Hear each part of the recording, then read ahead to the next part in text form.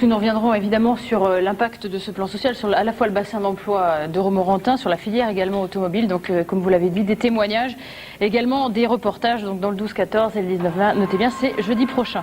Succès de Matra Automobile pendant ces 20 dernières années. Présent aussi le tout nouveau modèle, l'Avantime, qui a du mal à se commercialiser pour le moment et qui est sans doute en partie à l'origine des difficultés que traverse Matra Automobile. Depuis la fin des années 90, où plus de 2000 salariés travaillaient sur le site, les effectifs n'ont pas cessé de baisser. Au 31 décembre 2001, 2500 personnes étaient sous contrat chez Matra. À la fin de 2002, ils ne seront plus que 820 personnes. Ce matin, donc, Xavier se tenait à un CCE au siège Matra Automobile à Trappes, donc dans les Yvelines. Le plan social dont on parlait il y a quelques jours a été confirmé.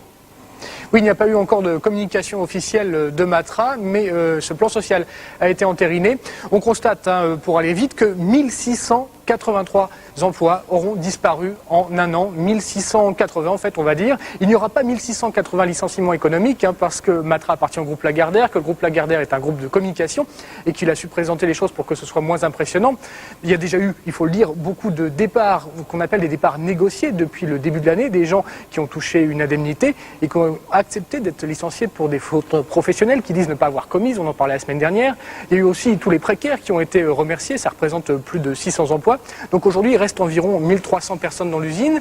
Sur ces 1300, il y a aussi 200 départs en pré-retraite et à la retraite qui ont été négociés. Il y a eu des accords sur l'aménagement du temps de travail. La modulation, on appelle ça aussi, pour encore sauver des emplois. Résultat, il y aura une annonce d'environ 280 licenciements économiques. On sait même que ça devrait être environ plutôt 282, on va dire 282 licenciements économiques, mais il faut retenir surtout un autre chiffre, 1680 emplois perdus en un an. Alors Dominique Prodhomme, vous êtes délégué Force ouvrière, vous avez suivi toutes ces négociations. Est-ce que selon vous, on a réussi à sauver les meubles avec ce plan social ou est-ce qu'on est vraiment dans le scénario catastrophe ?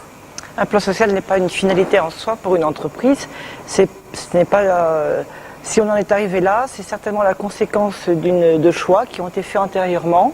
On ne peut pas dire qu'on soit exactement dans un scénario complètement catastrophe, mais il est suffisamment mauvais pour avoir nécessité ce plan selon la direction. Nous pensons à Force ouvrière qu'il aurait été possible de l'éviter dans toute son ampleur si on avait traité les problèmes en amont, dès 1996, dès qu'on a su que l'espace allait s'arrêter.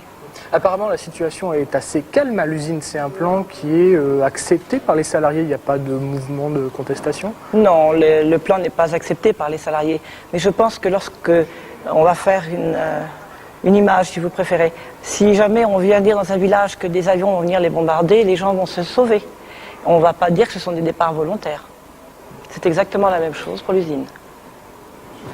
Alors pour comprendre la situation d'aujourd'hui, il est important de revenir sur différentes étapes de la vie de Matra Automobile. L'espace qui a donc assuré le succès de la filiale de Renault a sans doute aussi peut-être causé sa perte. Dès 1997, on savait que la délocalisation de son assemblage était prévue pour 2002.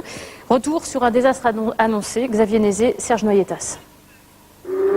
Dans les années 60 et 70, avec ses voitures de sport, Matra Automobile gagne beaucoup de courses, de la renommée, mais très peu d'argent. L'usine est nettement déficitaire jusqu'au miracle des années 80, un miracle appelé Espace. Ce nouveau concept, d'abord refusé par Peugeot, sera finalement commercialisé par Renault. Ensemble, Matra et Renault vont faire d'énormes profits. Le résultat, c'est pour les deux constructeurs près de 5 milliards de profits nets ramassés en 15 ans, près de 20 ans sur la production d'Espace. C'était une bonne opération. Des profits qui seront partiellement réinvestis dans l'usine, mais qui vont aussi apparemment servir au groupe Lagardère pour financer d'autres activités. À l'époque, Matra Automobile, dans les années florissantes, avait permis au groupe de survivre, entre autres quand ils ont eu des problèmes avec le rachat de la 5. L'espace est une si bonne affaire qu'un jour de 1997, Renault décide qu'à partir de 2002, il va récupérer sa fabrication en Seine-Maritime, à Sandouville, officiellement afin de rationaliser la production. La décision de produire l'espace à Sandouville a été prise par Renault par rapport à une stratégie de plateforme. C'est d'avoir un véhicule commun sur une plateforme Velsatis, Laguna et Espace. Officiellement, Matra est victime de la décision de son partenaire. Officieusement, compte tenu de l'influence du groupe Lagardère, on peut se demander si Matra n'a pas tout simplement laissé faire. Lagardère n'a pas subi la décision de Renault. Bon, une information que tout le monde connaît, c'est que Lagardère siège au conseil d'administration du groupe Renault. Il est dans ce conseil d'administration président de la commission de développement international du groupe. La décision de Lagardère de se séparer de la filière automobile date peut-être de 1997. Qu'il soit volontaire ou non, l'arrêt de l'espace a donc été annoncé il y a 5 ans. En 5 ans, Matra n'a pas su relancer un projet qui lui permette d'éviter aujourd'hui les licenciements. Il y a eu X projets, ils ont fait le tour de l'alphabet avec différents projets qui à chaque fois arrivaient à la date butoir, ne voyaient pas le jour pour des raisons financières ou des raisons de distribution. Et pendant ces années, Matra Auto a pourtant bénéficié d'importants soutiens publics. Une nouvelle usine devait être construite avec presque 20 millions d'euros de fonds européens. Le projet a pour l'instant été repoussé à cause des problèmes financiers de Matra. Mais la chaîne du nouveau buggy, la M72, elle, est déjà en construction, avec l'aide de la ville qui a cédé les terrains à un prix très avantageux. Il y a eu des aides d'une part de l'État et de la région sur le plan de la formation. Il y a eu des aides de la municipalité de Romorantin quant à l'acquisition des 40 hectares de la zone dite sur la route de Villefranche, sur laquelle Romo 3 est implanté. Et ceci a représenté en valeur de l'ordre de 6 à 7 millions de francs. Après avoir pendant des années essayé d'aider Matra à se développer, les pouvoirs publics peuvent-ils aujourd'hui l'empêcher de licencier ? Oui, bien sûr, si l'on en croit Jacques Chirac et sa fameuse lettre du 10 avril où il promettait de faire son possible pour maintenir les emplois à Romorantin. Mais le ministère de l'Industrie, chargé de faire appliquer cette volonté politique, dit ne pas savoir comment pousser les clients à acheter l'Avantime. Le sort de l'usine semble donc dépendre du seul succès commercial de cette voiture. On est persuadé qu'on n'est pas loin d'un futur, je dirais, Moulinex, Sudbord ou autre, tôt ou tard.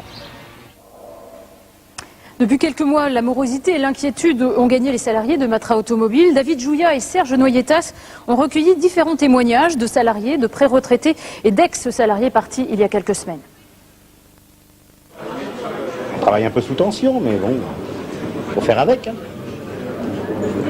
Vous avez des craintes, vous, personnelles, pour le prochain plan? Moi, personnellement, je pense pas. On ne sait pas. On nous dit rien, alors on ne sait pas. Les gens se posent des questions. Vous en posez, vous, des questions, madame? C'est-à-dire qu'il faudrait vous en poser plus à vous, parce que les informations, on les a beaucoup par vous. C'est vrai? Oui. Bon, il y a une épée de Damoclès sur la tête de ceux qui restent actuellement, qui ne sont pas partis en départ négocié ni rien. Et donc ces gens-là se posent la question de ce qu'ils vont devenir. Ils attendent vraiment la fin de la semaine pour savoir quel sera leur devenir. Et puis, bon, sans ça, ils sont prêts à rechercher ailleurs, quoi. Ça veut dire qu'on a une attitude un peu plus individualiste aussi Tout à fait. Le plan de restructuration à venir rend peu bavard, peu expansif les matraciens, comme on dit. Plus facile de rencontrer Fabrice Bobo et Mouldi Gatoussi. Comme 300 salariés de Matra, ils ont négocié leur départ volontaire ces derniers mois, mais à des conditions moins avantageuses que les futurs licenciés. La justice est saisie. Pour le moment, je n'ai pas encore quitté Matra. Dans ma tête, c'est encore Matra, et tant que Matra ne sera pas soldé, ce sera toujours Matra. Et c'est facile à vivre? Facile, on fait au mieux. Je sais pas, dans la vie de famille, ça induit des choses un peu plus... Depuis que je suis parti de Matra, on parle plus souvent de Matra qu'avant, c'est vrai.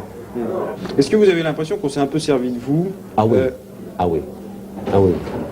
Comment ça? Comme, je donne un exemple, comme une orange. Donc ça, puis après on jette le pot. Ils ont pris le truc intéressant qu'on a jeté comme... J'aspirais à autre chose. Donc j'ai créé ma boutique de fleurs. Moralement, c'est une situation qu'on vit comment, ce passage? Je l'ai très bien vécu parce que là où j'étais, justement moralement ça allait pas. Donc c'est ce qui m'a poussé à créer mon entreprise. Et maintenant, moralement ça va beaucoup mieux. Pas envie d'être procédurier au jour d'aujourd'hui? Vous avez fait votre solde de tout compte? Disons que j'ai fait mon solde de tout compte. Je suis un peu embêté quand même par ce qui se passe en ce moment. C'est-à-dire? Je me sens un peu lésé, quoi, c'est tout, hein, comme beaucoup d'autres. Ceux qui ont vraiment tourné la page vivent mieux la situation présente et l'avenir. Ceux qui vont la tourner, les futurs pré-retraités, demeurent nostalgiques. Ah, l'épopée de l'espace. Ah, du temps de Monsieur Lagardère, le père. Matra n'aurait pas sacrifié l'automobile. Avec les systèmes d'actionnaires, ça a complètement changé la physionomie de tout. Hein. Vous avez l'impression que moralement les gens sont affectés ou pas? Ah oui, tous, oui. Oui, parce que tout le monde a quand même l'esprit Matra. qui était bien développé et tout le monde a un pincement au cœur, c'est sûr. Ça se manifeste comment? Un peu de morosité puis de l'inquiétude pour l'avenir. Ici c'est Romorantin, qu'est-ce que vous croyez qu'il y a comme possibilité pour quelqu'un qui est peintre en peinture, quelqu'un qui est monteur en sellerie, il n'y a rien sur Romorantin, donc c'est ce qui est grave pour le bassin de l'emploi aussi.